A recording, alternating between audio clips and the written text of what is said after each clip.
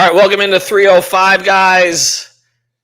Both in the 407. I'm Ethan Skolnick. You can follow me at Ethan J. Skolnick and at 5 Reasons Sports. I got Alex Donno. You can follow him at Alex Donno. He is situated firmly in his home studio. I am in a Marriott somewhere. I haven't been here in 20 years. Marriott. I got to say, when I saw the shot of your room, I'm like, all right, Ethan, is that like a suite of some kind? Well, I mean, it's 25 years of titanium Marriott membership. So if they don't upgrade me at this stage, what have I been doing this for? But yeah, titanium, that's solid. I think I've got whatever's below that. I think I've the one right below that. Well, whatever it is, they raised the number of points that you need for free travel to such a high level that it doesn't even matter what you've got at this point. It's just a scam. But anyway, we're here. I'm going to be at Kia Center today, and we'll have many from our crew there, from our ANA SIQ crew, Jeremy Brenner, and also Ryan Kaminsky is going to be there as well. I'll be there, and then we'll have coverage after the game. Brady, Alex, and Greg will be hosting here on the YouTube channel live. So let's get to it. We're going to talk a little bit about Prize Picks, and then we will get to sort of prepping you for the opening game of the season. Of course, the Heat against Orlando. Here's what you got to do. Go to the Prize Picks app. Use the code 5. If you see another code in there, delete it. Enter ours. Use the code 5. That keeps our content running. It also gets you the best possible deal. They will give you $50 in free lineups. It is legal in the state of Florida, so whether you're in Orlando or in Miami, Fort Lauderdale, West Palm Beach, you can use it in all of those different places. And you get $50 in free lineups. I'll give you a couple of the plays that I like tonight. Two that I'm playing. Norm Powell, this is real simple. They've got about, it's crazy now. They've got like, I don't know if it's because of its opening night. They've got like 20 plays for each player. That could those be are the best. And I end up playing like 15 of them for each guy too. Well, that's the thing. And I was looking through some of these. I mean, it just goes on and on. Although I don't think Tyler Hero's going over 3.5 free throws made. So somebody needs to adjust this. Just again, for clarity here, no Hero tonight. We expected this. No Kasparis tonight. We expected this. Kel'el Ware is still questionable. We're waiting until pregame, sometime around 5:15, 5:30. This is not related to the neck injury from the other day or the neck spasms. This is apparently a sprained ankle that happened at the end of practice. So we don't know. But the big news on the other side, though, is that Suggs, who has missed all of camp and missed a lot of time last year, and that really hurt Orlando, Jalen Suggs is going to play tonight. Whether or not he starts, we're not sure. But Orlando, with the exception of Mo Wagner, will be whole. The Heat will be missing Hero and also could be missing Ware. But a couple of the plays that I like tonight, Norm Powell over 19 points. They are so heavily reliant on him for scoring right now that I would play that one. Another one that I like quite a bit is Jovic over 1.5 assists. That seems like a really safe play with all the minutes that he's going to get, especially if Ware doesn't play. And another one that I kind of like tonight is Wendell Carter had a big preseason for them. I'm going to go over on his rebounding tonight. It's at 8. And he went over in his last. By the way, you keep saying over. It's more. Ethan. Oh, I'm sorry. I'm sorry, Alex. You did correct me. It's over. It's more. It's more.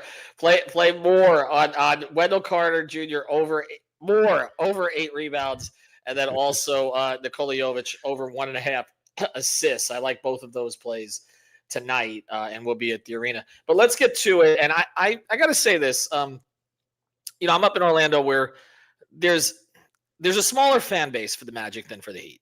Is that fair to say? Yeah, and there's a lot of Heat fans up here too. Yes, right. And we've seen that many, many times, particularly like the Wade fans that would populate the building and the Let's Go Heat chants. I've always said the places where the Heat were most at home on the road were Washington, Brooklyn, and Orlando. Brooklyn's Those three places always end up with a lot of Heat fans. But this is a time where this could shift a little bit because the Magic have a really interesting young team.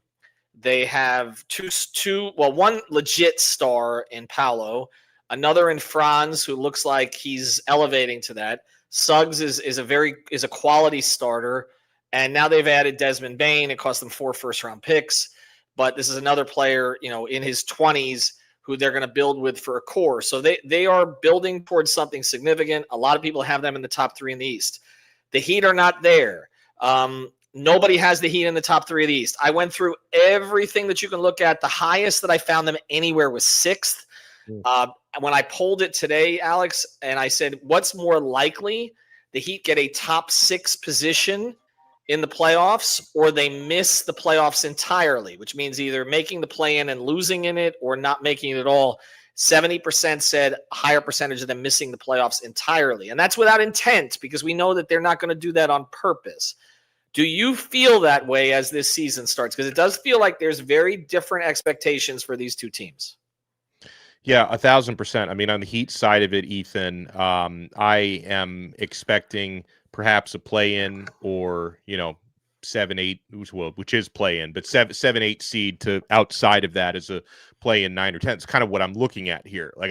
And when we've had conversations about the Heat in the recent past, like the most confident prediction I will give you is I think they go over 37.5 wins. Not far over, right, but I think going over 37.5 wins is probably in the neighborhood of getting you in a play-in spot. I have different expectations this year for Miami Heat basketball. Like, I'm going to be watching, a guy, young players, a guy like Nikola Jovic, who of course I'm hoping can continue to ascend.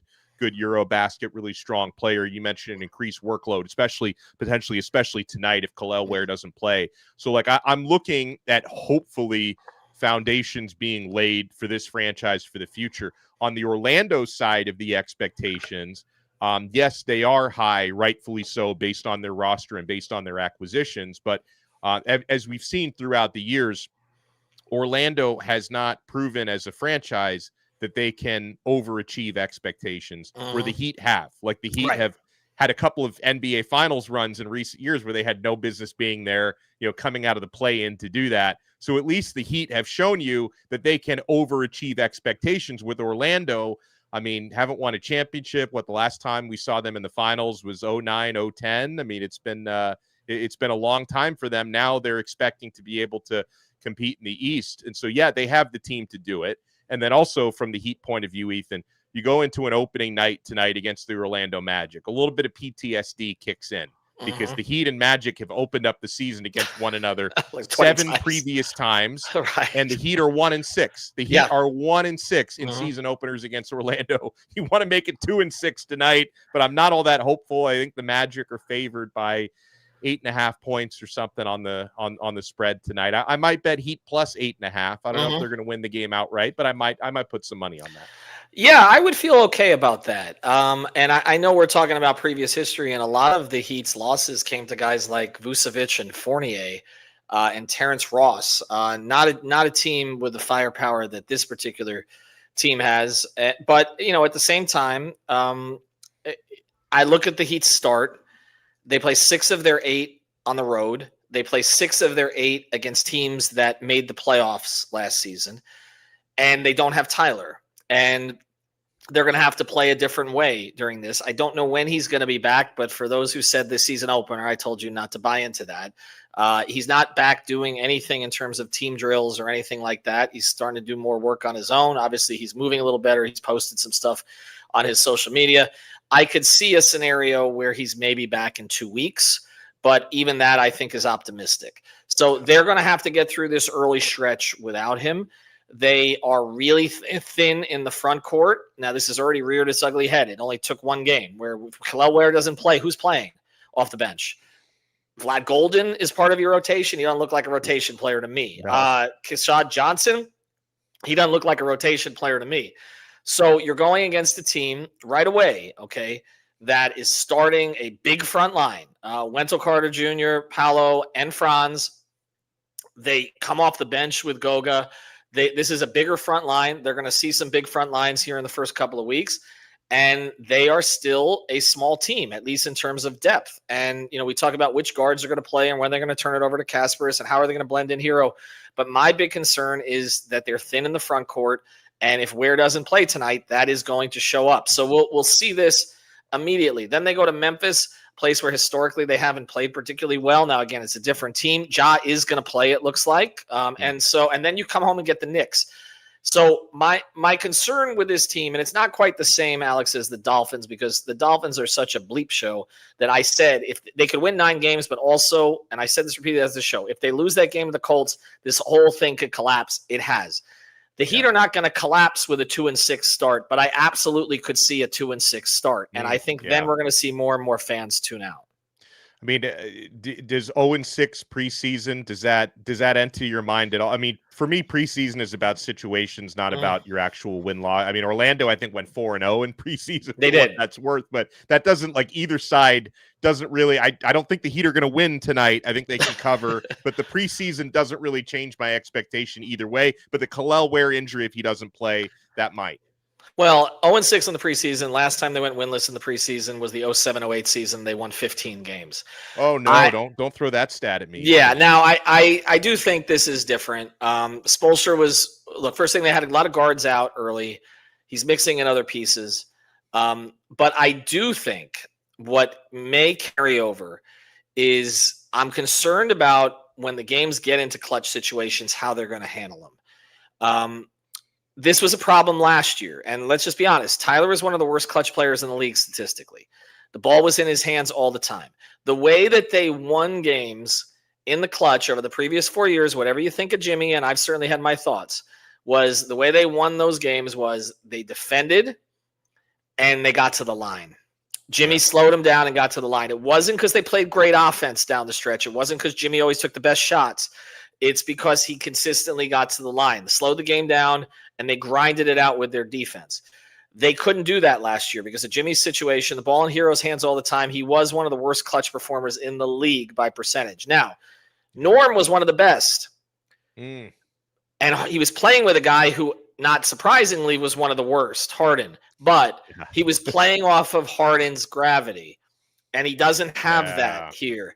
So I am curious to see. I think they're going to be competitive in some of these early games, and I think they're going to lose them because they don't. And Brady agrees on this too. That's what he's picking tonight, which is why I don't think the 8.5 is a bad play to take it. But I think they're going to struggle to figure out where to go with the ball. To me, the ball ultimately needs to get into Norm's hands, but he has to play off of someone. I don't know if Davion is that point guard down the stretch of games.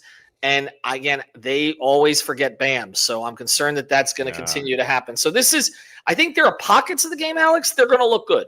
I think there are pockets of the game that the offense is going to look solid. I hoping that Wiggins defends at a higher level than he did last year. But then I think when it gets to crunch time, like Orlando is going to go to Paolo. They're going to go to Franz. They've got a game that they're going to get to. I don't know what Miami's game is right now. And I think that's going to be a real problem. And I don't believe this isn't the type of league where you can win important games, talking playoff games, big time regular season games, even if you don't have a true leading man.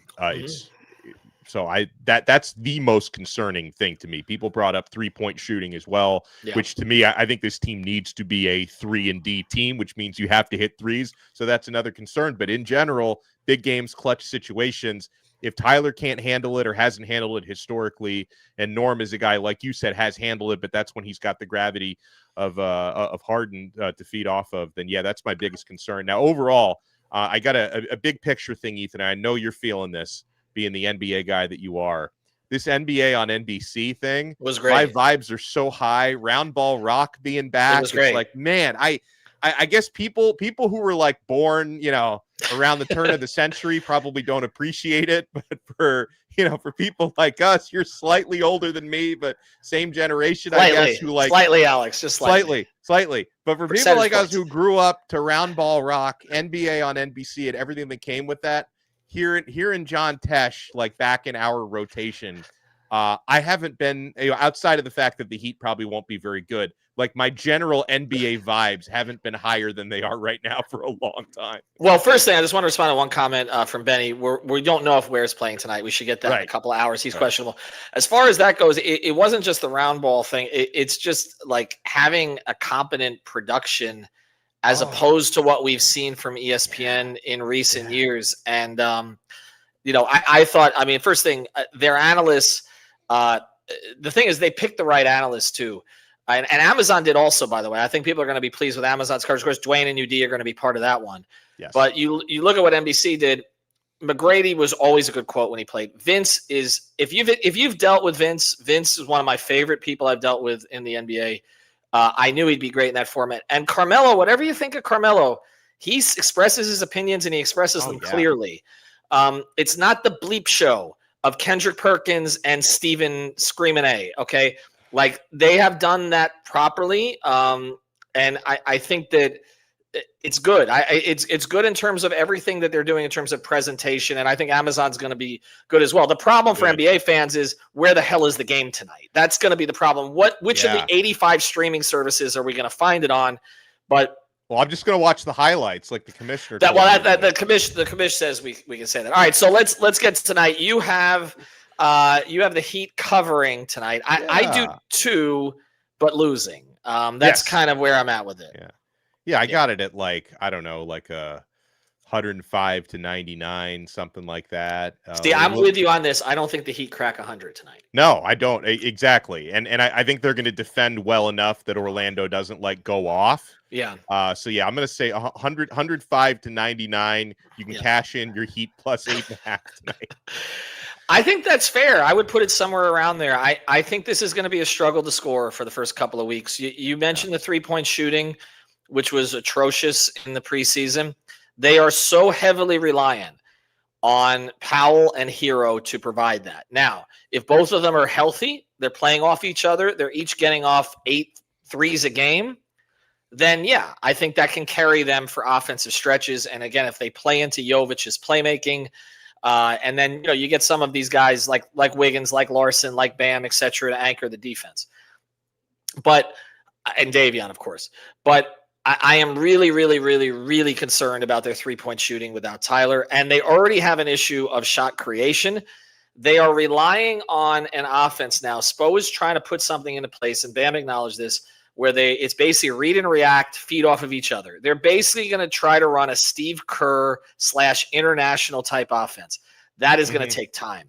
It's going to take time. And then once they finally figure it out, then they got to blend, and I don't know that they will by then they got to blend Hero back in with the ball in his hands a lot, and he's going to have to learn how to play this. Now, I give him more credit than most do. Last year, he was learning how to play off the ball better, and then, of course, he had to go back on the ball because Jimmy quit. But I think that it's going to be a struggle for them early in the season, and I think there are going to be pockets that they look really good, and I think ultimately it's going to come down to they're down 4 with 5 minutes left, and then they just can't figure out a way to close. And that's a fair question down there from ABG. It's a huge question. It's a huge question. It's a huge question because Jimmy was their guy for doing that. I don't trust Bam to get there consistently. No. I think that they have some other guys who could be sneaky in that regard. I think Larson has that knack of drawing contact. He starts to get a little bit more respect, but I don't know how many reps he's going to get in those situations. I think Nico does too. We saw a little of that in Eurobasket. They're going to have to get some of those guys to figure out how to get to the line. I think Wiggins will do it in spurts, but I don't trust him to do it consistently either. It's not really Davion's game. It hasn't been Tyler's game. Because again, I don't think the officials give him credit for sort of absorbing the contact in those situations. So and Norm is not one who gets there heavily either. He shoots it well, but he doesn't. So that's going to be, look, the two biggest things you need to have on offense to consistently score in this league. 3-point shooting. They're heavily reliant on 2 guys, one of which isn't playing for the first couple of weeks. And the other one is break you down off the dribble and get to the line. And they don't have that guy either. And that's why I think there's going to be a lot of these games where like, oh, they looked good. Okay, Jovic looked good. Wiggins had a little section of the game. He looked good. Davion made some plays on defense and energized them. They're not incompetent. There are good players up and down this roster, but I don't know that they're right now built to compete with some of these teams. And the other third thing, Alex, and I'll let you close on this, is size. And we're going to see that tonight when Orlando's rolling out these guys. Look at the lineup Houston ran out last night. Yeah. And we're probably going to see some minutes with Wiggins at the 4. Yeah. Well, all I'll say is for that size, get well soon, Khalil Ware. But again, we don't know if he's going to play or not. Just in case anyone just tuned in, we're gonna find out probably close to tip off. But yeah, size could come into play as well. So I'm excited, Ethan. Regardless, I know you'll certainly be able to watch the game from the arena. I'm in the 407, so I should be able to find it on TV somewhere. Maybe I don't know. Maybe, I don't know. One of the streaming services that haven't been invented yet. It's 7:00 tonight for people who don't know. Again, check out the coverage. Magic Heat on Heat Magic on SI. We put the Heat first. Heat Magic on SI on Twitter. You can find all the Sports Illustrated articles that we're going to be putting up there. And also Prize Picks. Use the code 5, FIVE. Play Norm over. He's going over 19 points. Somebody needs to score. He's probably going to be the guy to do it. All right, Alex, appreciate it. We'll be back. What is today? Wednesday? We'll be back. We might be back tomorrow. We'll talk to you. Yeah, I think so. Yeah. I know. We'll just depress you about the Dolphins. Have a good one, everybody. See ya.